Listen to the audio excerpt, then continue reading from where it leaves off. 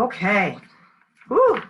That was something else. I tell you, with them doing all this update on the internet and everything that's going on, we just want to make sure that we are keeping it moving. So welcome to Grief is Real, helping you heal and offering you hope. I just want to say thank you so much for tuning in. I apologize for the lateness of us getting started today. But just as I have always said, you are not alone. You are not alone. Okay? One of the things I wanted to stress to you is, what is grief? We've been talking about these things for the last few weeks. And as I mentioned early on in our sessions, this was something that God placed on my heart to be able to do. And so I'm just excited. I'm just elated that I'm able to share the information that I have. And we've been having some interaction, and other individuals have been sharing their experiences in terms of dealing with grief. You know, since we have been impacted by COVID-19 back in March, some of us have experienced losing the loss of a loved one. Some of us have experienced the loss of jobs. Some of us have experienced just the loss of friends, just period. You know, we've been experiencing a lot of loss, and so it has pushed us into grief mode. Some of us have had grief overload because some people have been experiencing losing, you know, more than one person at a time. You know, I remember talking to a gentleman who said he lost his parents, both of his parents in the same day. And someone else said that they lost their parents within the same week, and lost, you know, 20 to 30 friends, you know, within church members and coworkers and family members. And so no matter what level of grief you are experiencing, you are not alone. And we just want to recap everything that we've been discussing over the last few weeks. We've had some phenomenal people who have chimed in to be able to give us great information. I want to say thank you so much again to Denise Wallace, who came in and gave her expertise. We had Dr. Sabrina Jackson, who was a part of this, and Melva and Jesse Johnson, who are participating. And also last week we had Dr. Rose Moten. And so I just want to just say thank you to all of them for making themselves available to be able to share with us all of their information that they've acquired over the years. And so they took time out, you know, just with gratis, to just give us the information that we need in order to propel us to our next level of grieving. So let's talk a little bit about what is grief. We talked about it's a natural and normal reaction to loss, right? And we also said that you have to go through some type of grieving process in order to heal.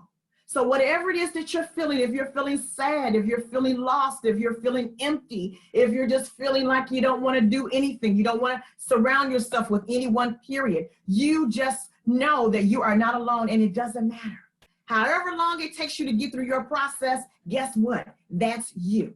Don't allow anyone to tell you or define how long you are going to have to grieve. Some people may experience going through grieving for, you know, a week. It could be several weeks. It could be several months. It could be years, depending on the relationship that you have with that individual. If you were married to someone for 40 years, 50 years, 60 years, or 70 years, guess what?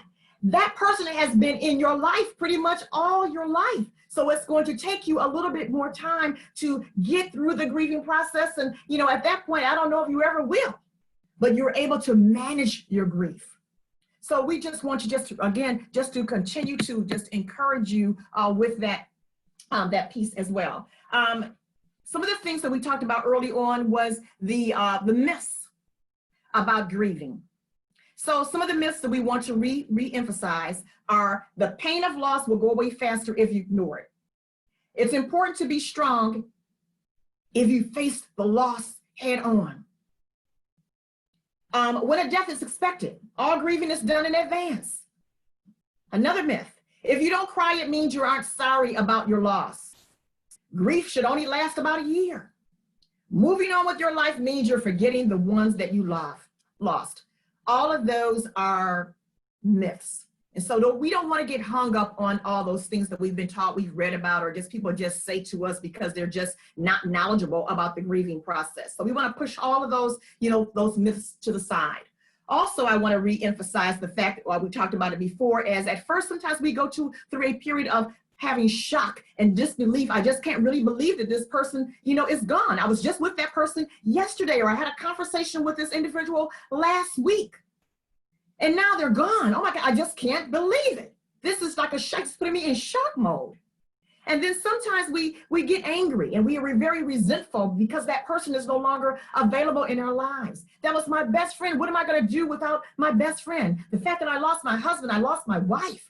I lost someone that was very impactful in my life, my mentor, who helped me get to where I am today. I can't believe that this individual was gone. We were just singing in the choir together last week. We were just serving on the board together last week. We were working together side by side just the other day. And now this individual was gone. It's gone. They're just gone. And I just can't believe it. So you're in that state of shock and just disbelief. And sometimes we become very angry and resentful for the fact that this person is no longer a part of my life. And some of us begin to get guilty, have a guilt trip. I can't believe that this person is gone and I'm still alive. I'm the one that's been sick for a long period of time and they're gone. They were the ones that were healthy and whole, mind, body, and soul, and they were taking care of me, and now they've checked out. And so now I'm having guilt issues. And then sometimes through the grieving process, we experience fear and anxiety. Fear and anxiety. I just can't eat, I can't sleep, I'm having anxiety attacks. I just don't know what to feel, I don't know how to feel, or my heart is beating quite fast. I'm not feeling normal. So my body feels as if it needs just to shut down. So we want to make sure that if you're having any of those issues, it's okay to reach out and get help. And some of us go into a deep state of just being sad. I don't want to get out of the bed. I just want to be alone. I'm feeling lonely. I have a deep yearning. Sometimes even taking on physical problems. Some of us experience weight loss or weight gain, experience being tired. I don't have any energy. I don't want to exercise. I don't want to ride my bike. I don't want to go anywhere. I just want to stay in the bed, or I just can't sleep. It's like I sleep for 2 hours and in the middle of the night, I wake up and I can't go back to sleep. And that's normal. That's a normal part of grieving. Sometimes I feel nauseated. I just don't have an appetite. I'm just feeling kind of sick to my stomach. And then sometimes we experience certain illnesses that cause us to feel cold or overheated. But guess what? There is still hope, and you are not alone. You are not alone. So be alert for it going into deep depression. And here's some of the things that what you experience when you're into a deep depression, okay? It says here, lack of interest in doing things that you used to enjoy. I don't want to do anything. I don't want to go. I don't want to read a book. I don't want to watch TV. I don't want to be around anybody anymore. I'm feeling guilty, worthless, hopeless, weight or sleep changes. So those are signs that you need to get some assistance here. Trouble remembering. I can't think clearly. I'm making decisions that I don't need to be making right now. If you're making any type of decisions, you need to put it on pause if you can. Being unable to perform daily activities. Caring for your children, caring for yourself, wanting to have a desire just to go take a shower, take a bath. Thoughts of death and suicide. If you're having any of those symptoms or signs, or someone that's having those symptoms or signs, we want to make sure that we get those individuals help and get you help if needed. And let yourself grieve as long as you need to grieve. Everyone is different. Everyone is different. So don't let anyone put any parameters around the way you are grieving, okay?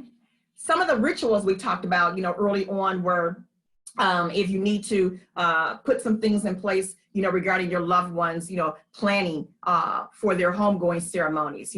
If you know someone is in the process of transitioning, you may want to ask them, what they would like. How do they want to be celebrated? Some people want to have a big, huge homegoing ceremony. And even with the COVID right now, we're not allowed to have the the homegoing ceremonies as we've had in the past. Right now, I do believe it's like 10 to 25 people that we can even have at a ceremony. So that's not the norm. So sometimes being able to having the ability to do something different causes us to grieve, as well.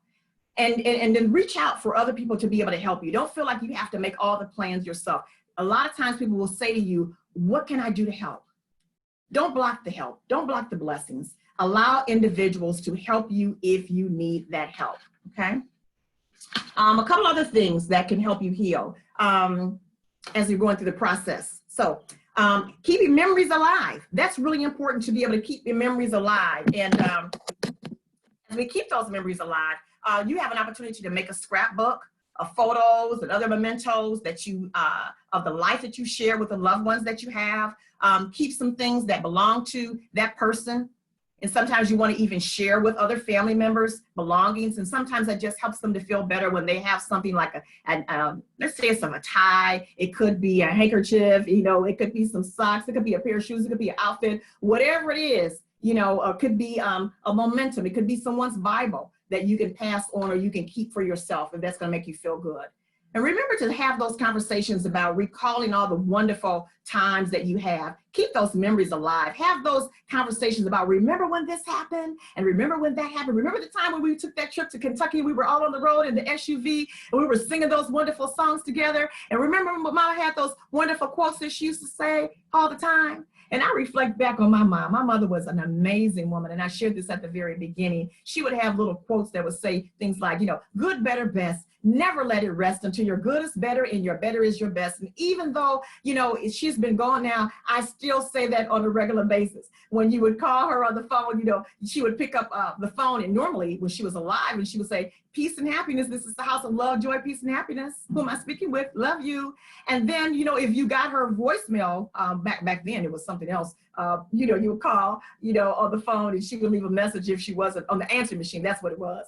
You know, you would call and she would leave a message that says, hello, you reached the house of love, joy, peace, and happiness, health, wealth, and wisdom. Leave a message if you will. And so things like that just resonate with me. I can still remember all those wonderful things, you know, the wonderful hugs that she would give. And, you know, and sometimes when my mother would hug me, she would just be rubbing my back just so gently, and she would just massage my back as if she was playing a piano or playing a harp. And so I've taken on that same type of, you know, effect on when I give people hugs. I love to hug. And so now I am, guess what? I'm experiencing grieving of the hugs, because we were supposed to say social distancing. We were supposed to be 6 feet apart from each other. And that is really hard for me. So I'm grieving touch. And I know some of you are grieving touch as well. So another thing we want to do is share memories with friends and family, you know, on a regular basis. One of the other things that we want to do is doing something in honor of that individual. So if, let's just say, for example, if someone that we cared about often volunteered and they walked in the walk for cancer survivors, right? You know, or if they went to a school and read to school-aged children on a regular basis, or they volunteered, you know, in some organization, we can do things to honor them by keeping on that tradition. Okay, and that helps us through the grieving process as well. And then also, you know, just to be able to help us through the process, begin something new. Try something new that you've never experienced before. Try some new hobbies, try some new skills, develop some new friendships. Because sometimes, you know, in life, we need to transition to something new, period. So we want to make sure that we keep all those things in mind. Something else that came up in our session was try keeping a journal. And just writing down, you know, how you feel, tracking your feelings on a regular basis. So one day on Monday, you may be feeling, you know, up and at 'em, and on Tuesday, you may be feeling a little, but, you know, keep a track of your journal. And then also you can write a journal with all these wonderful thoughts and wonderful memories that you've had with that individual that is no longer here with you. So, you know, however you decide you want to do it, it's okay. You don't necessarily have to be a professional writer. It's just for your eyes only to be able to go back a little bit later and then begin to reflect. One of the things that one of our therapists brought out to us was, you know, if you didn't have that final say of goodbye to your loved one, you can always write that individual a letter. Whatever it is that you wanted to say, I'm going to miss you. I love you. I didn't tell you I love you enough. Or on another hand, it may be some things that you needed to say in terms of, I forgive you for whatever it was. You know, in my role, you know, as a chaplain, sometimes I see individuals who are in a state of unforgiveness. And so they, at that time, they just want to bring up all the things that that person didn't do. And I just have to remind them, like, hey, it's really not about you right now. It's about this person being free to be able to move on, And so right now you can tell them, I forgive you for, face to face. But if you don't, again, you can go back to writing that letter of, I forgive you for, whatever it may be. That's up to you.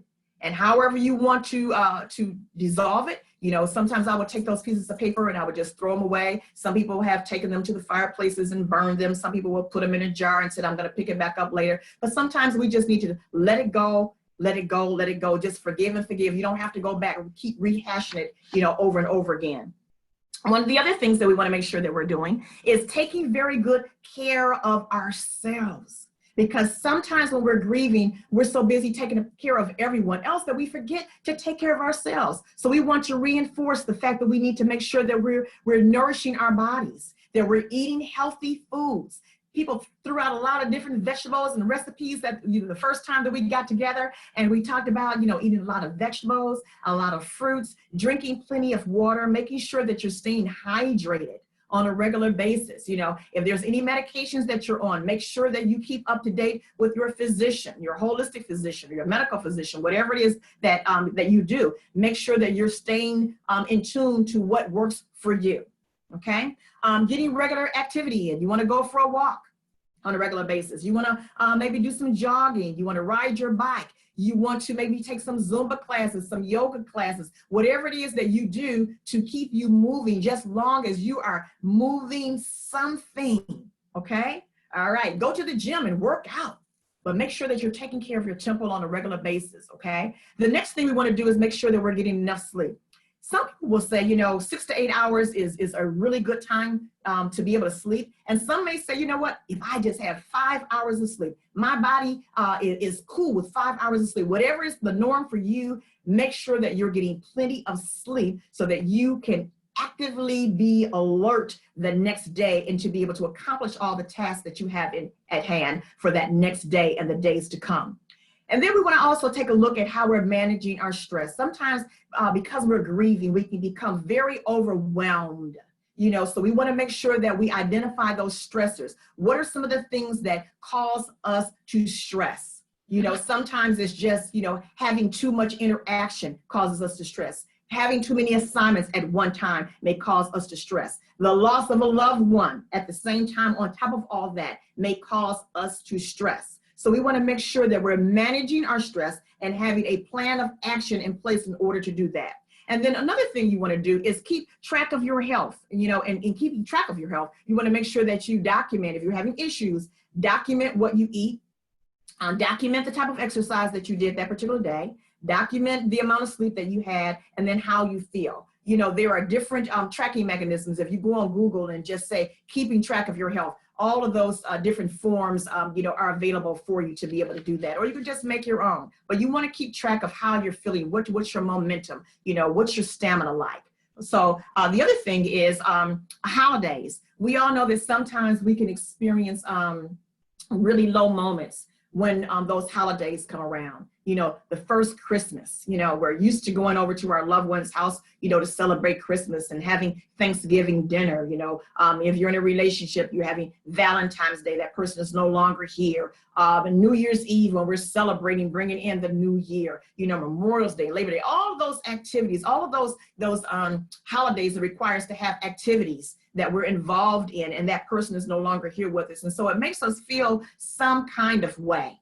And it's okay however you feel, but make sure that you're doing things that you enjoy doing. Don't allow anyone to pressure you in participating.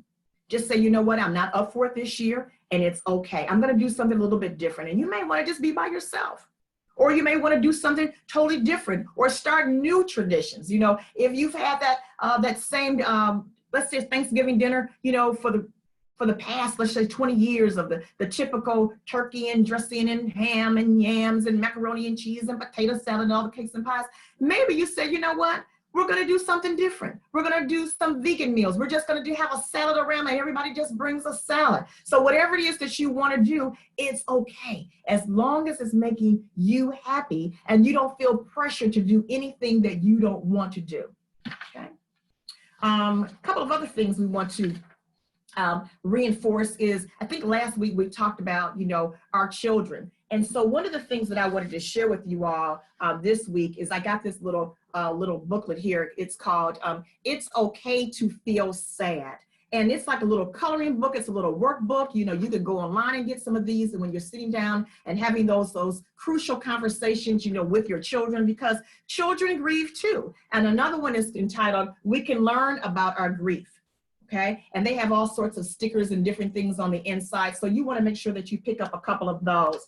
I want to flip back to the very beginning when we were talking a little bit about some things that would help us. And I love to be able to give resources. So the books that we talked about early on were the Grief Recovery Handbook, which is by John W. James and Russell Friedman. And there's another good book entitled Good Grief by Granger Westberg. And in terms of books for children that are out there, The Invisible String by Patrice Karst and Wherever You Are, My Love, I Will Find You by Nancy Tillman. So we want to make sure that we have a selection of resources of books that we can pull on depending on, you know, where we are, you know, as individuals, and also if we are relating information to children, how to express that it's okay to grieve with our children. Right. So as we move forward, we want to make sure that we're getting the proper professional help that we need to be able to have. How do we know when it's time to get help? Here's some things. You want to make sure your grief responses are normal. We talked a little bit about that.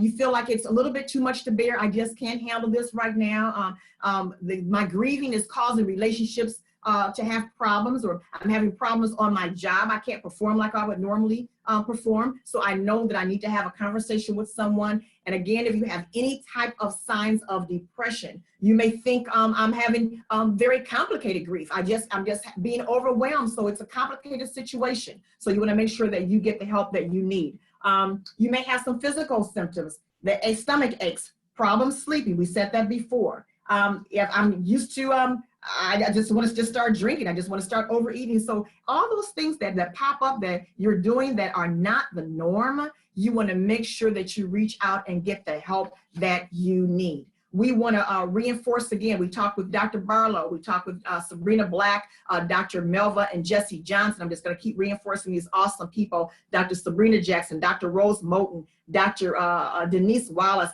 Dr. Cynthia Reynolds. We want to make sure that those are people that we can reach out to. And if you already have someone, you know, within your inner circle, reach out to those individuals, you know, as well. How do we help those individuals that are grieving? Sometimes we just want to just jump in and just start, you know, saying whatever you need, just call me. Well, most of the time, as we've said before, if that individual is going through that moment, that low moment, and just being overwhelmed, sometimes they don't know what they want. So guess what? Just give them whatever you think you would want if you were going through the grieving process. Just be present. Sometimes people just need someone to actually talk to be able to lean on. Maybe you can go grocery shopping for that person. Go over there and clean up their house. You know, drop some things off on their porch that they may need. You know, do some cooking for them. You know, whatever it is that you think is going to uplift someone else, it's okay to do it as long as you're staying protected during this time. Just being a good listener is really important. You don't have to have the answers. You don't have to be the problem solver, but just be a good listener. And flipping back over to children and grieving, just tell them the truth. Again, age-appropriate conversations with our children, okay? We don't want to talk to a 5-year-old like we would a 17-year-old. We don't want to talk to a 17-year-old like we would someone that's 95 years old. Let's have those appropriate conversations, but we don't want to hide and act like nothing's wrong. And it's okay to allow them to see you cry and allow them to see you grieve. It's okay. But whatever it is, you know, if they need help, if children need help, if our seniors need help, get anyone the help that they need. I know last week we were talking with Dr. Moten, one of the things that she said about, you know, just taking a piece of blank paper and asking them to draw your family. And sometimes when children are drawing pictures, it really displays, how they're feeling. And so once you are able to kind of like take a look at it and say, this doesn't look normal. They're talking a little bit different. They're wetting their beds. They're regressing in terms of their age and how they're behaving. That's a symptom that we need to be able to get those individuals some help, our children some help as quickly as possible. And then what we want to do, we want to create a personal plan. I know that I've been having some challenges in my life, as it pertains to grief. But what is my plan of action? How am I going to take care of me? Because remember this, if you don't take care of yourself, it's really hard to take care of anyone else, because you are the most important person in your life. So no matter how long it takes you to grieve, make sure you are taking care of you. Make sure you're sleeping well, make sure you're eating right, exercising, taking moments out where you're pulling away from everybody else and just kind of like just being in that space, and just it's okay to be. And whatever it is that you're feeling, however it is that you're feeling right now, it's okay to feel that way, but it's not okay to stay that way. Let go of that ego, let go of that pride, and get the help that you need. And if you know someone who's got an ego and got these blockers up and saying, I'm okay, I'm good. Just kind of like easing on them and letting them know, I'm here if you need. Writing little notes, sending little cards, send them a little text. I'm here if you want to talk. If you need somebody to talk to, here's a number. Here's a website. Be very subtle with it. We don't want to just overwhelm them, because guess what? We don't want to get just cut off. Because sometimes when people are going through the healing journey, from a loss, they will just cut you off, period. And then you're sitting around like, what did I say? What did I do? It has nothing to do with you at all. It's just that's their way of grieving, and it's okay. So now that we're coming to the end of this session, this was like a wrap up from everything that we have covered, over the last few weeks. I want to say one more time, thank you so much for being a part of this journey. We have said over and over, you are not alone, and we're here to help you heal, and we're offering you hope. So no matter what is going on in your life, you have a line of people, an extension line, a lifeline of individuals that will be praying for you, that will be holding you up. Just reach out and take the help that you need. God bless you all.